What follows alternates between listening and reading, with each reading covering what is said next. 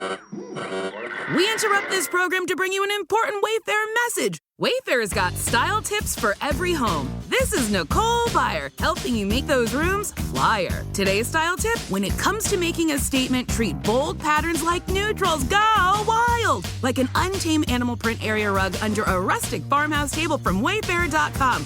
Ooh, fierce! This has been your Wayfair style tip to keep those interiors superior. Wayfair, every style, every home. The numbers told the story, they always do. It's one of those idiots who believe in analytics. This is a numbers game with Gill Alexander on VSiN. Hour number 2 of a numbers game at VSiN, brought to you by Zyn Nicotine Pouches, America's #1 nicotine pouch. Find out more at Zyn.com. It's Gill Alexander. It's Kelley Bydlon. VSiN.com, Game Plus, iHeartRadio, YouTube TV, however you're taking us in. We appreciate it. Still to come this hour on the show. Actually, looking forward to Jason Weingarten from Under a Cloud of Smoke. We'll also have to talk some RBC golf as well. Kelley is ready to talk golf with us later, yeah? Fire, yep. A little handicapping on golf. But first, some hockey talk, because the NHL playoffs have been spectacular. Jonathan Davis joins us once again to do just that from SiriusXM NHL. How you doing, Jonathan? Courtesy of the Progressive Guest Line, by the way. What's happening? I'm doing great. Another fun night in the Stanley Cup playoffs. The Rangers and Panthers have been providing us with some bonus hockey. It's been great. We should know Jonathan is the host of the Ice Cap on SiriusXM NHL, host of Show Me the Money hockey betting podcast as well. You can follow him on Twitter at West Coast HKY for hockey. Did you get the sense in that game last night when the Rangers were up a goal that, this was obviously the inflection point of a 3-1 series versus a 2-2 series, that the Panthers sort of just eking that goal in may turn out to be everything in that series to tie it up at that point? I did, until the Rangers and Alexis Lafreniere tied the game at 2. And I was like, this is – I think fate is on the Rangers' side. But, look, the big thing for the Rangers guys is that they need to get to 4 goals. When they get to 4, they're 43-1 regular season and playoffs combined this year. But that was huge last night for Florida. Look, they've been the better team. I'll be honest with you guys. Go back to the Carolina series. It's been 10 games. If you combine Carolina, the 6 games there, the 4 games against Florida, I'd argue with anybody that they haven't been the better team in any of those 10 games. Also, the Rangers have 1 regulation win in their last 9 games. Were you aware of that? That does make a lot of sense now that you mention it. That's absurd. That is ridiculous. Well, but that goes to my point about they haven't been the better team for 10 games. Yeah. Yeah, they've won multiple games, just to clarify, but they've only won 1 in regulation, right? So, think about that with the vagaries of the overtime, yeah. Sure. Look, their goal, Igor Shesterkin, their goalie, has been outstanding. And he's the reason why they're here. And you should never apologize for having a good goalie. But at some point, you would think it's going to catch up to you. And maybe we'll see that in this series, because I think Florida and Carolina play similar brand of hockey. Florida's just got far more talent. All right, before we get to your thoughts on today and tomorrow, remind us, Jonathan, if you could, what you have in pocket here, futures-wise. Well, I'm feeling really good because I've got Florida. As long as Edmonton doesn't make it to the final, I've got Dallas, Florida, and Edmonton. I got Dallas at 11-1. I think it's Florida 10-1 and the Rangers at 9-1 to win the Cup. So I'm feeling really good about where things are at from just, Stanley Cup. And look, I've got Miro Heiskanen for the Stars to win the Conn Smythe at 11-1. I do have Igor Shesterkin at 5-1 and Vinny Trocheck at 30-1 to win Conn Smythe. And I've got some good look. Last night, the best thing that happened to me last night was that the Florida Panthers won, because I do have the series going 6 or 7 at both at over $2, and then I do have Florida also to win in 6 and 7. So I'm feeling, I'm in a good spot there as well. Okay, so your only kryptonite is pretty much Edmonton every which way, and say if Bobrovsky won Conn Smythe, that would be a kryptonite thing for you. Okay, it would. Yeah. A little. No, I exaggerate. Kryptonite. You are well set up in every which way. That's for sure. All right, Game 4 tonight in the West. Dallas up 2-1 on Edmonton. The Oilers are minus 132 favorites in this game. They are a slight favorite, but down 2-1. They're a plus 215 series proposition. You have already talked about how you are positioned on Dallas. What are you doing with this game tonight? Well, I'm staying from a prop standpoint because I do have Dallas at minus 1.5 games at plus 165. When Dallas lost game one, I took them on the adjusted series price at plus 170. Look, for me, Edmonton, I understand it. Edmonton, the last time I checked the bet splits on VSiN, it was 58% bets, 71% money on the Edmonton Oilers. And, when you look at the total of 6 tonight, for me, I don't like the total only because, game 3 was the first road game that Jake Ottinger had given up more than 2 goals. So you're going to need 5, in my opinion, from Dallas, most likely, to win your bet. So I don't love the total. So I'm going with a bunch of prop plays here. And coincidentally although I like Dallas tonight, I would play Dallas if I had to choose a side. I'm going with a couple of Edmonton Oilers prop plays. Zach Hyman, who has Cy Young numbers here in the playoffs, 13-3. That's 13 goals and 3 assists. I love his over the shots on goal prop at over 3.5 at minus 122. I mean, he's hit this number in 10 of 15 playoff games this year. He's the guy that they're going to be feeding to score goals tonight. So I like him at over 3.5 shots on goal. Also, Dylan Holloway for the Edmonton Oilers, over 1.5 shots on goal. He's hit that number in 6 straight games. So I like that. Also, Stuart Skinner, under 23.5 shots on goal. That number has cashed in 8 of the last 9 games, and most of those are losses. So again, it's another way to approach things if you do like Dallas. And then finally, the last prop in this one, Wyatt Johnston, the young phenom for the Dallas Stars, over 2.5 shots on goal. It hit the last game. I like the fact that now with the return of their number 1 center, Rupe Hintz, he gets slotted down further in the lineup, gets better opportunities for shots. He's tied for the team lead in shots in the playoffs. He was second in the regular season. So I'm approaching things tonight from a prop standpoint. Did you give your Stuart Skinner thoughts? Did I miss that? Yeah, no, I did. So under 23.5 shots on goal. Okay. Yeah, look, the only time that went over in the last 9 games, it took overtime to get there. So let's review, because those are 5 different bets. 4 specifically in tonight's game, 5 moving forward. The one moving forward is Dallas minus 1.5 games at plus 165.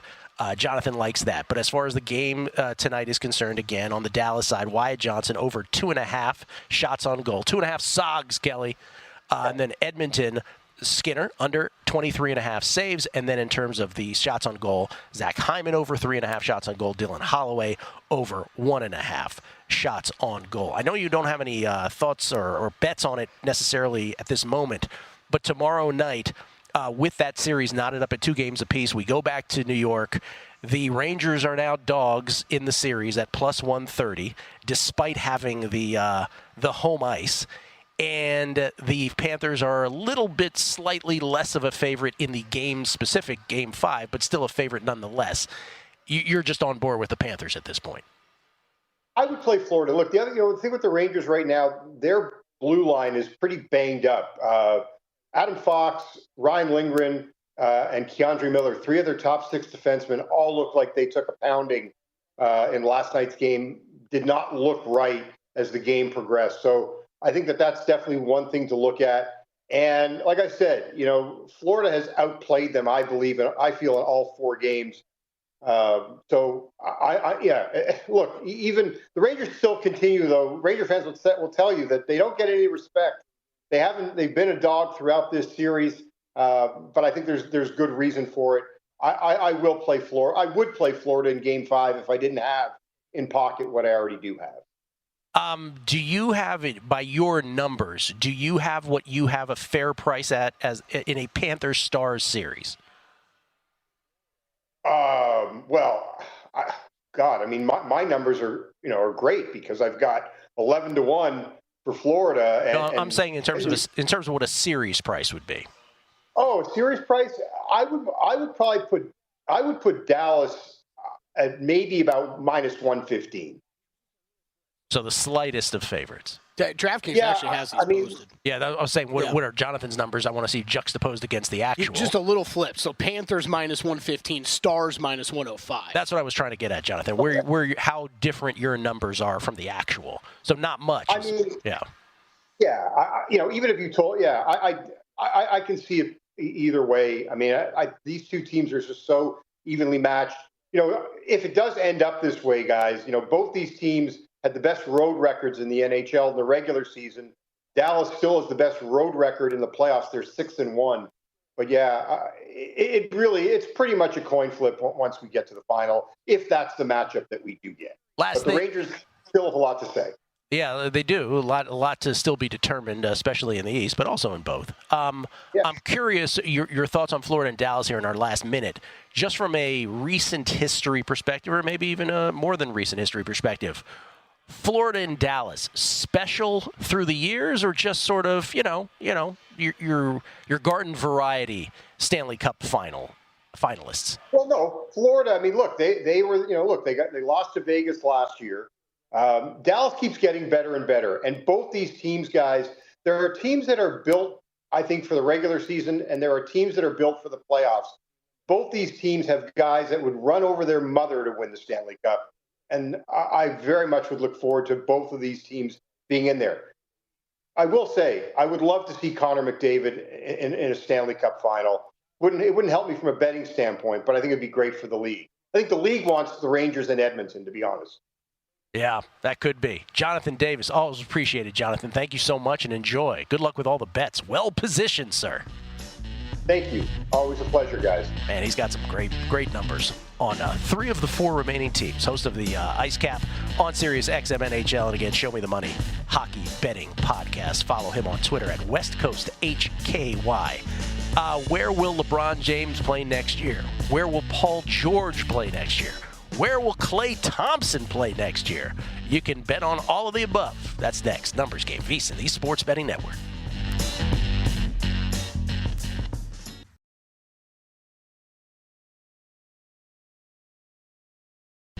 A Numbers Game on VSiN, the Sports Betting Network. It is a numbers game, live from Bar Canada here at the D. It's Gill Alexander. Stormy Bonatoni joins us for a word about Zyn in your Zyn moment. This is your betting moment is in, brought to you by Zyn nicotine pouches. Find your moment is in at Zyn.com. Stormy Bonatoni here with VSiN, the Sports Betting Network, diving into the odds for Offensive Rookie of the Year in the NFL. To the surprise of no one, number 1 overall pick, Caleb Williams is the shortest shot to claim the hardware at plus 135. The Bears QB is set to be a day 1 starter and has plenty of skill position talent to work with. DJ Moore, Keenan Allen, fellow top 10 pick Rome Odunze, to name a few, and the Bears on paper have one of the weaker strengths of schedule. From one former Heisman Trophy winner to another, Commanders QB Jaden Daniels is next on the odds board at plus 650. Daniels' ability as a runner should help his case, especially with new OC Cliff Kingsbury in tow, who helped a similarly mobile Kyler Murray win the award with the Cardinals in 2019. Speaking of Arizona, Marvin Harrison Jr. is a 7-1 shot, followed by JJ McCarthy at 12-1. This has been your daily betting moment of Zyn. Learn more about Zyn smoke-free nicotine pouches at Zyn.com. Warning: this product contains nicotine. Nicotine is an addictive chemical. Thank you, Stormy. It's Gill Alexander. It's Kelley Bydlon. By the way, I said a Zyn moment. You know, it sounds much better if I say a moment of Zyn. Hey, there you go. I think that's what you're supposed Zyn to say. it to win it. Okay, sure. I keep making up taglines for him. I'm going to run Burgundy through some tweets. We get tweets at Beating the Book. Kyle Ribasel. As a Rockies fan from day one, I can't understand why a Giants fan wouldn't love Coors Field. Coors is typically good for 8 to 10 Giants win a year, not to mention Barry Bonds hit several homers at Coors that still haven't landed. Well, yes, there is that, for sure. And by the way, Coors Field, the only ballpark that has wider dimensions than Oracle Park in San Francisco is Coors Field. So it's not that like they're dissimilar in that respect. But one is a pitcher's park in San Francisco, the way that it plays, and the one at Coors, as you very well know, is a doubles and triples alley extravaganza.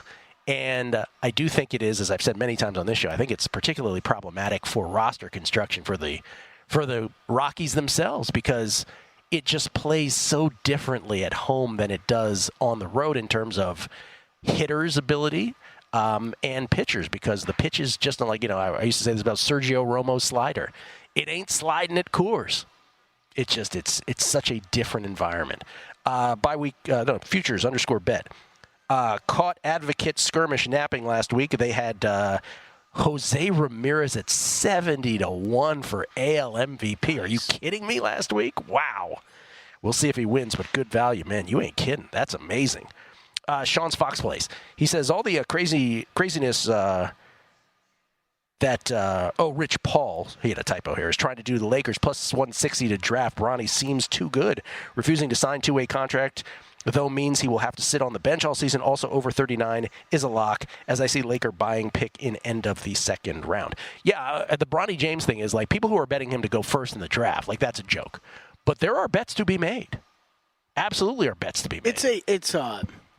I think it was a conversation like you jokingly brought up once or twice, like in the past few weeks, because it's kind of been a little bit of a joke, just overall. But I love that we do all this reporting from the Bronny, LeBron standpoint, NBA. Like the NBA Combine, he actually had a pretty good combine. Yeah. Like nobody talks about that, right? Like it's, it's like not a part of the story. You're barely a part of the story. Yeah, let's be clear. The joke was that he was going to get picked first in the draft. Right, yes. That was the only prop that was up there, right? Like, and it was the most bet thing at DraftKings. Mm-hmm. Like, what are y'all doing? But in terms of now, like positioning himself to be with his dad and what range of picks he can go in. I mean, those are bets.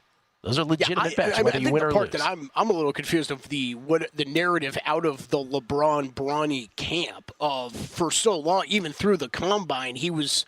Bronny's talking, hey, I kind of want to be able to get out on my own and do my own thing. And it's like, so it really feels like we're right back to positioning to make sure that he's with his dad playing somewhere. Brian Schaefer, last tweet here. Thanks, Gill. This show brings a lot of betting opportunity. Jumped on Carlitos to win the fourth set when he was down a break in that set. I assume a break. He said down in that set.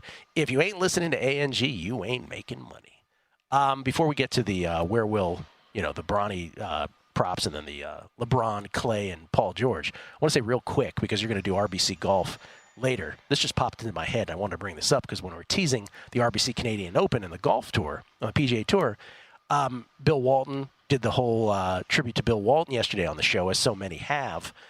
And Bill Walton passing away at the age of 71. Just spectacular. One of the things that I wanted to point out to folks was recommending watching the 4-part 30 for 30 series on Bill Walton. It is life-affirming. It's so great.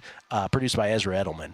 And one of the details that I remembered from that documentary, that docuseries, Kelley, is that when the Blazers won the NBA championship, I used to say that in 1978 when the Bullets won the championship, the Washington Bullets, Sports Illustrated ran the article on page 75, which is a true story. This was pre-Magic and Bird getting drafted in 79. So in 78, when the Bullets won it, Sports Illustrated, it was by the way.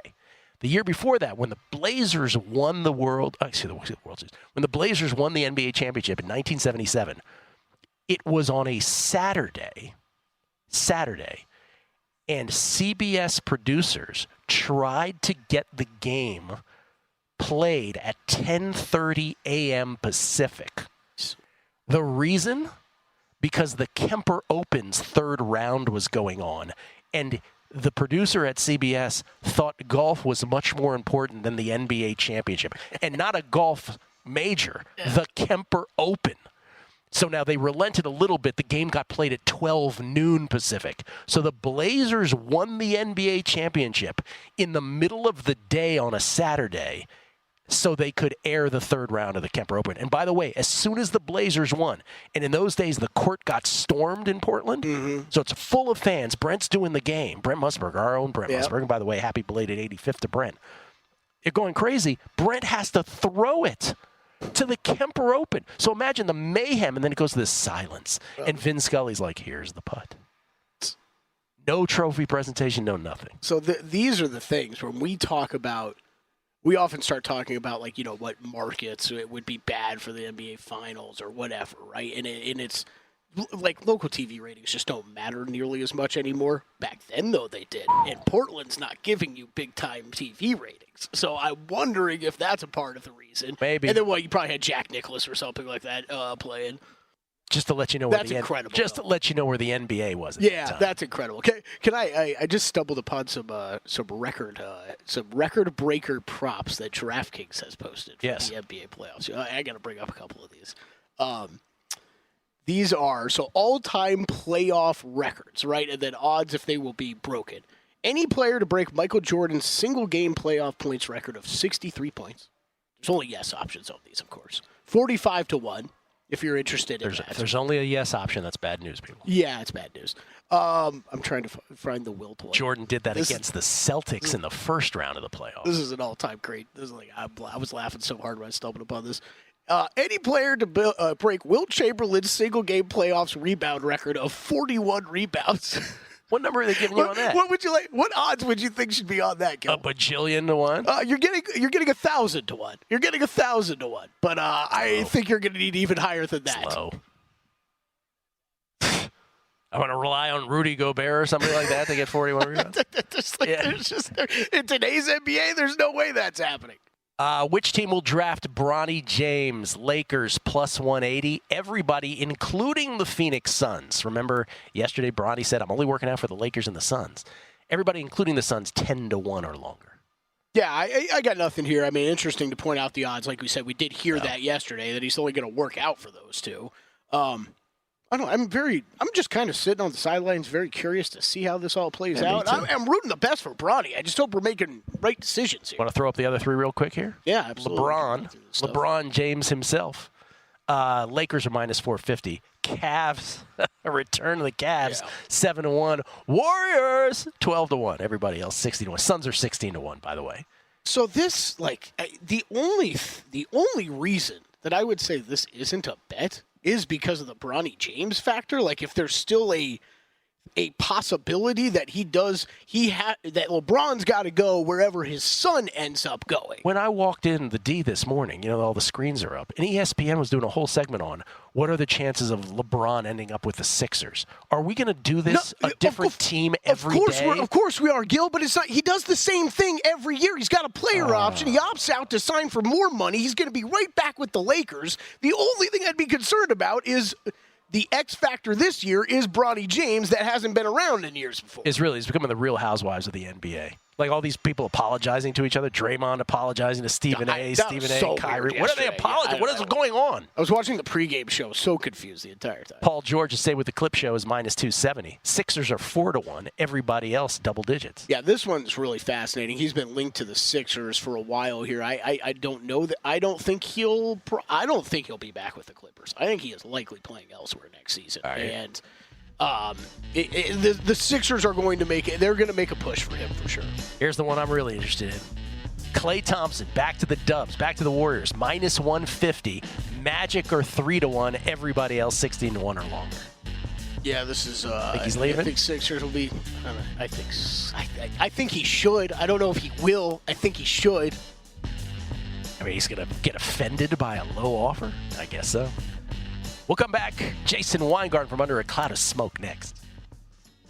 A numbers game on VSiN, the Sports Betting Network. For a limited time only, we're slashing the price of our annual subscription. Normally $240. You can now secure your subscription for just $199. Sign up today. We'll throw in an extra 2 months for free. Let's break this down. That's 14 months of VSiN Pro access for less than 50 cents a day when you use promo code ANG. Let's think about that. Think about all the stuff that you pay. Let's just TV alone. All the streaming services you pay where you're getting just robbed. This is less than 50 cents a day, and this will help you make money. Hurry, though. Special offer ends on Friday, 2 days from now, May 31st. With VSiN Pro, you'll get immediate access to our daily best bets, complete with a leaderboard showcasing the hottest VSiN experts, betting splits that reveal where the money and bets are trending for every game, exclusive betting systems, premium analysis, 24/7 video content. Remember, though, it expires on Friday, May 31st, 2 days from now. So visit VSiN.com/subscribe now to grab your 14 months of VSiN Pro for just $199 with promo code ANG. As in a numbers game. That's VSIN.com/subscribe. Gill Alexander, real quick, a few tweets here, just a couple tweets maybe. Michael Lafon, love your show, Gill, but I'm having a rough time with all the basketball talk. Can we check in with Nick Mackay or something? I miss football. There's going to be some people like that, right? All the time. Master of Puppets, there's only two teams for Clay, Lakers or Golden State. Let's get back to that in a second. And then Ross, though one, Thomas Ari says, I remember being so excited when I was a kid that my dad would let 11-year-old me stay up till 11:30 p.m. Eastern to watch the Celtics on tape delay in the NBA playoffs. That's the other thing of that era, Kelley. Yeah, tape delay. We would watch, not the weekend games, but the weekday NBA finals in the late 70s was on tape delay after the local news at night. It's amazing that we lived in a world like that. Real quick, because before we get to Jason Weingarten, because we talked about the Clay's next teams, Klay Thompson's next team, Paul George next team, LeBron's next team, those markets. I don't have much to say about them because those aren't markets I like to get involved in. The limits are low also, so it's not like you can go crazy on them. You do have one, though, that you may suggest a play on. Yeah, I mean, I don't even know if I have a play for it, but the Warriors one's interesting with Klay just because they're in cap hell situation, but you know how much he's meant to the franchise. That's not one I'd go guessing on. Paul George, though, he's in current contract negotiations with the Clippers. By all reports, it is not going well. The Clippers are not willing to offer him what they had offered Kawhi. So he's got a player option for next season. So yes, he can opt into that, be right back with the Clippers, no problem. And that minus 270's cash. And he declines that though and hits the open market like a lot of people expect. There's so many teams on here that are live, but the Sixers have been linked to him for a long time now. I mean, he's not a franchise player, right? He's a piece in the puzzle. Yeah, he's 34 years old at this point. He's 34 years old. What does he think he is the thing, right? That's with a lot of these guys. Well, and Klay, right? That's part of the issue with Klay. Klay's going to come down to complete ego. Yeah. Right? It's like... that's why you saw the Magic next on there, right? Because the Magic can give him a lot of money if he wants to go play in Orlando. And he could just sit out there and shoot and be a nice complimentary piece. Yep. I was trying to recruit him as part of my new Pelicans team, but... Yes. They weren't even listed. That's right. When is the GM introductory conference? I don't know. I'm still waiting for that call. It's weird I haven't gotten it yet. Jason Weingarten joins us from under a cloud of smoke in Southern California, courtesy of the Progressive Guest Line at Spreadopedia. What's happening, Jason? Not much. Just getting back into swing of things after a couple weeks of vacation, it seems like. So nice to be getting back to a routine all of a sudden. Where'd you go besides London for Crawley? I was in Austin. I was in Orange County. Just every week there was somewhere I had to go. It was all wedding stuff mostly, but a lot of traveling, a lot of going places. Austin, Texas, one of the gems of this nation. You would agree? Yeah, it's a nice place. But I was like 23. Probably be a great place to move to. You're a little younger, but it's happening over there right now. It's happening, that's for sure. You back into the baseball swing of things? You betting on anything today? I am. Only one game, surprisingly. Looks like it's taking a little bit of money. I bet Cubs minus 127. Imanaga back on the mound. See 140 still available. That's good. You probably get some better numbers if you shop around. Other game had my attention was the Mets plus 101. But literally, as I was looking at it, it moved to minus 103. And I said, I'm probably just going to skip that game today. But we'll see what happens. Here, a quick trivia question, because I have the Guardians bet for most wins in May. Which club has the worst record in all of May? The answer is, guess? The Dodgers? I don't know. Mets. Well, the Mets? The Mets. Oh, I was like, was it a trick question or something? No, not a trick question at all. The Mets, the worst record in all of May. Boop, boop, boop, boop, boop. What is it exactly? It is up to the moment. Where are you? It is. I'll get there, Kelley. This is great radio. Don't worry about it. 7-18. 7-18. So the exact opposite of the Phillies and Yankees at 18-7 at the top. 7-18 with a minus 37 run differential. Good Lord. Has the sweat for this month been anywhere close to the Guardians bet from the first month or now? Well, yeah. I mean, now it is. It's the first month, the March, April, as you know, came one out shy, and then we lost in the most heart-wrenching, dramatic fashion. This one, the Guardians have as many wins as the Phillies and the Yankees. 18-7, 18-7 for the Phillies and Yankees. Guardians are 18-8, but the Yankees have one extra game here in the final 3 days. So Guardians do not control their destiny. But yes, the sweat is on. Could be eliminated today. Could also win it. You have absolutely got your money's worth on this 2 months in a row. Bro, I'm glad you pointed out that. Let me just say this. For people who bet baseball on a daily basis, right, the roller coaster of that, the bang for your gambling dollar. Now, if you had picked other teams and you got, beaten out by April 10th or May 10th, maybe a different story.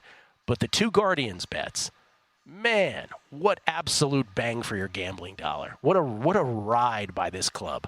I don't know how you feel about them in general. It's been one thing to bet them for most wins in March, April, and in May, but that's schedule-based. I don't know how you feel about them in terms of putting them in, because right now they have, one fewer win than the Phillies, or do they have the exact amount of wins? I mean, they are, with the Yankees and Phillies, the best team in baseball collectively since the beginning of the season. You don't put them in that echelon, do you? No, but, it's like before the season, we talked about how Jose Ramirez just doesn't get any respect, and the Guardians don't get any respect. It seems like they turn the roster over pretty frequently, and they have a bunch of no-name guys, but, organization-wise, they are very good at identifying and developing talent, and it's not going to surprise me when we get a wild card game with them again, and it's going to be 0-0 in the ninth inning. That's right. I'm just live betting the under over and over. That's right. Here comes Class A.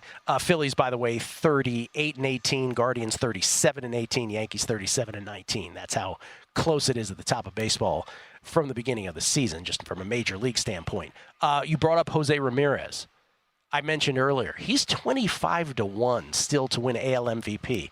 He wasn't much longer than that before the season started. Obviously, we've gotten 2 months under our belt now. Do you feel like, based on events, and obviously Aaron Judge, Juan Soto are the favorites or the short shots in this, but do you feel like 25-1 on Ramirez is worth a bet right now?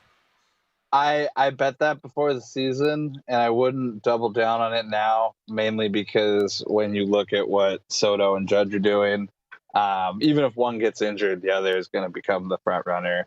If not, I still think Kyle Tucker is probably the guy, but the odds have kind of been cut on most of these guys so much. This is my way of saying I'd be really shocked if it's not Soto or Judge. I really thought it was just Soto. But I mean, it's a Yankee. When you have a Yankee playing this well, how do they not win? There's a bias built in. I think. Well, that's what I'm trying to get at, because we just described how Cleveland has, again, there's much baseball to be played. But let's just say Cleveland won 100 games and the Yankees won 100 games, and Ramirez's stats were the same exact stats, let's say, as a Juan Soto. Not exact, but you get it, in the same realm. You're just saying the Yankee bias is such that Ramirez will never win it? One of the unfortunate things about betting on futures is that sometimes you can just do everything right, and you're totally correct. Like Wembanyama. Yeah. It's a good example recently. You did everything right, and you even have the voters coming out afterwards and saying, I can't believe I voted for Rudy. I was wrong. It doesn't change anything. Sometimes you could be 100% right. You could have a guy like Jose Ramirez just crushing it, and at the end of the day, Juan Soto is still going to win because he's Juan Soto. Like we've been waiting for this version of Juan Soto for a couple of years now. We're finally getting it. Yep. Don't I know it that you could be right and just not have the ticket come home. So my Aaron Judge under 43.5 home runs, not looking so great, huh? Not so far. Cool. We'll see.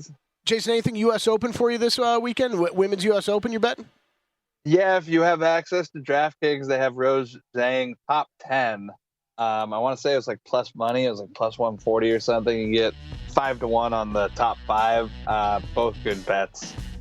We'll see if anyone can beat Nelly Korda. Might be Rose. We'll see. I don't even know if you have to ask that question with Jason. It's always Rose. I wanted to confirm because I'm tailing Jason. All right. But I only bet top 5 and 10. I didn't bet to win. That's cool. I think those are just good numbers. I'm glad we clarified. Thank you, Jason. Enjoy. Pleasure. Talk to you guys later. At Spreadopedia for Jason. RBC Canadian Open next.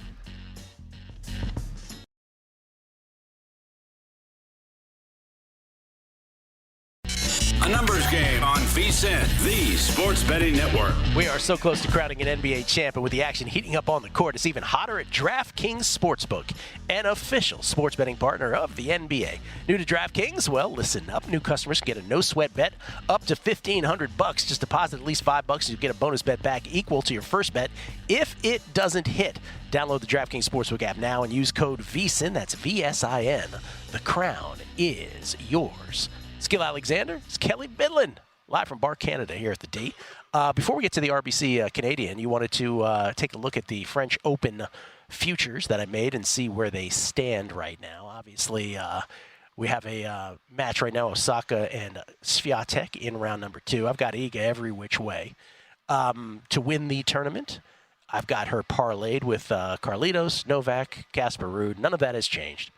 I do have Jan-Lennard Struff to win the second quarter number 2 at 14-1. And so far, so good from Jan-Lennard Struff as well. So all looking good thus far, but we're early. Yeah, we're early. Oh, and by the way, just a French Open update. All of the outside court matches have been canceled today. So only the 2 stadium courts in play for the rest of the day. So we're going to get backed up here. Anything you've seen these first days of the tournament that would affect any bets on the current futures board? On the current futures board? No, nothing so far. I mean, again, there hasn't really been any headline yet. The biggest favorite to go down, I believe, on either side is Maria Sakkari. I still haven't made my Djokovic bet yet, but it keeps getting longer. The number keeps getting longer, Gill. Why? I'm not running.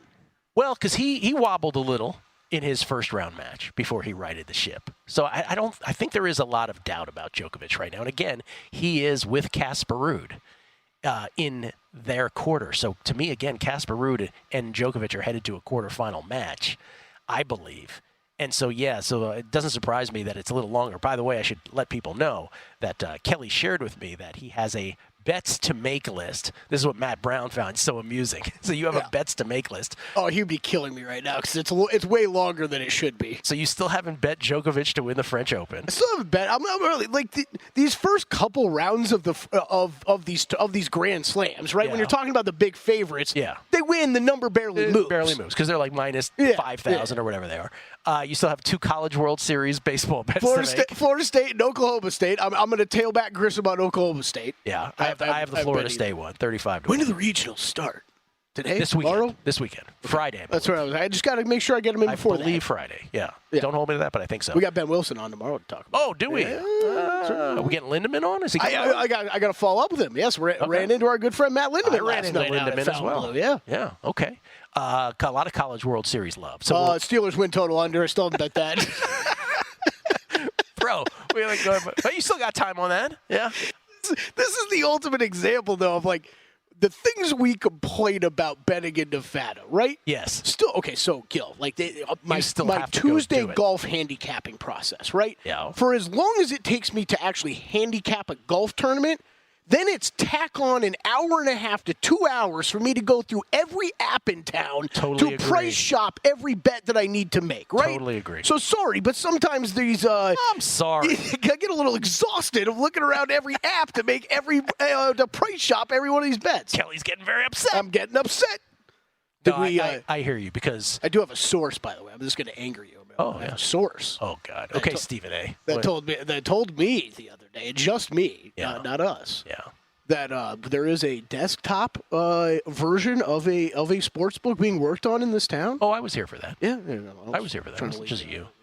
No, are we allowed to say that out loud? I don't think so. Oh, yeah, but one of the shops here, I know, for those of you listening outside of the state of Nevada, which is most of you, we could have a desktop/laptop ability to bet sports. I'm pretty excited about it. Pretty excited about it. I know people are at home rolling their eyes at me, but you just get to pull up DraftKings and hit Command F to go find whatever you want in whatever market. It takes you 2 seconds.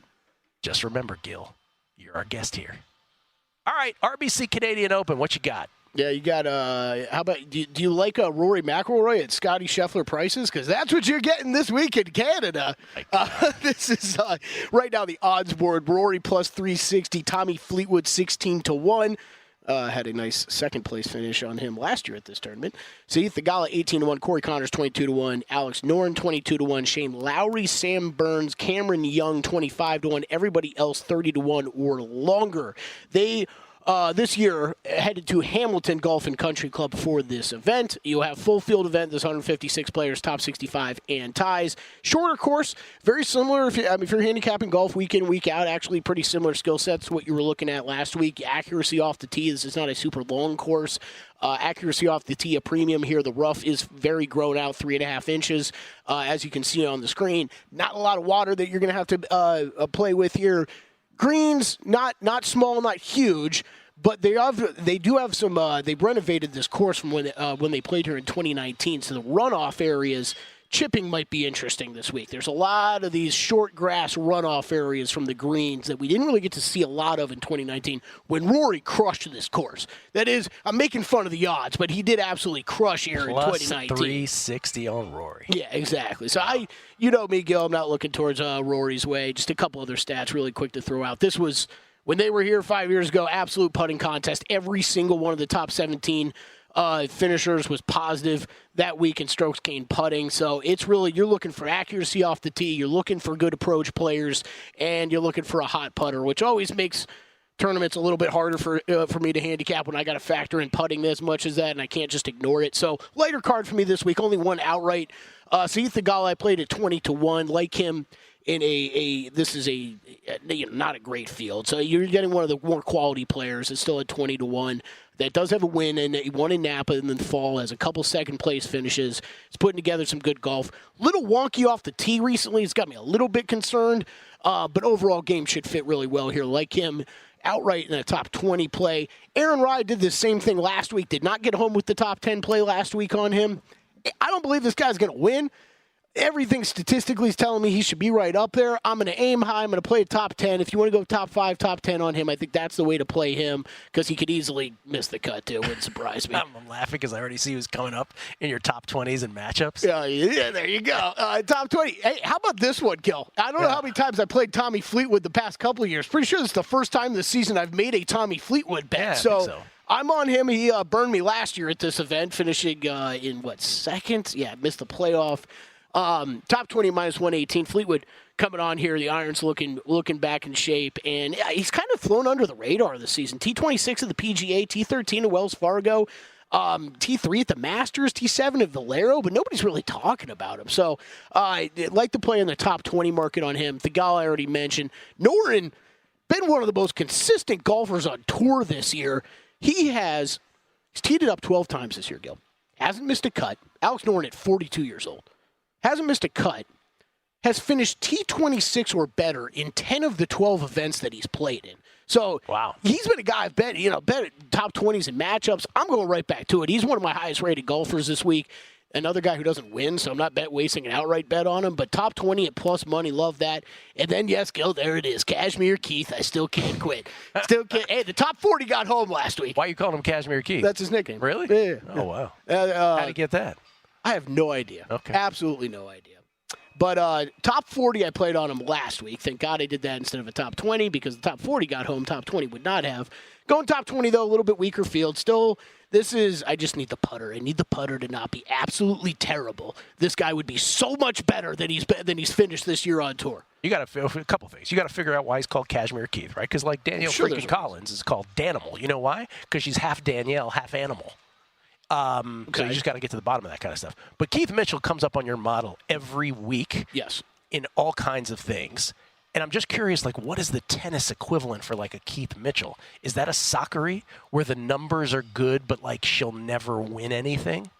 So the one that, look, the numbers have been incredible, and just even where you look at finishing-wise, where he's at in a lot of the strokes gain metrics are so much higher from where he's even finishing at. So it is, I'm trying to get out in front of it still. I still feel like the better finishes for him are still to come. Yeah. So it's definitely one of those that I'm sticking to what, yes, my models are spitting out. I would say him and Aaron Rye are good examples. Never winning anything big, I should say. You could correct, win at something else. But then you dial back into, even for the difference from last week to this week, right? Even this week, much lighter field this week than even last week. right? And no Scotty Scheffler, obviously, but a couple other big names at the top that just aren't around. Any U.S. Open bets yet? No U.S. Open bets. Women's U.S. Open, though, I'm going to tail Jason. I think Rose Zhang. I'll do that top 5, top 10. All right, I might join you on that. All right, Iga taking care of business early, up a break on Naomi Osaka, 3-1. Again, they're only playing a couple matches at a time now at the French Open. The entire schedule is going to get pushed back till tomorrow. So let's go, Iga. Let's keep taking care of business. Let's go, Guardians. Let's go, Giants.